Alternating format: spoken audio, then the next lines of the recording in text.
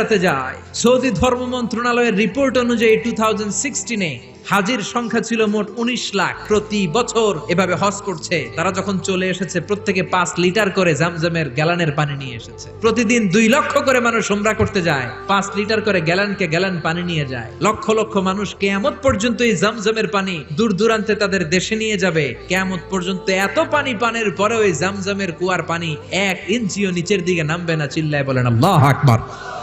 সাইয়েদনা ইব্রাহিম আলাইহিস সালামের স্ত্রী হাজারকে সাথে নিয়ে, দুধের বাচ্চা ইসমাইলকে সাথে নিয়ে কাবার পাশে তাদেরকে রেখে আসলেন।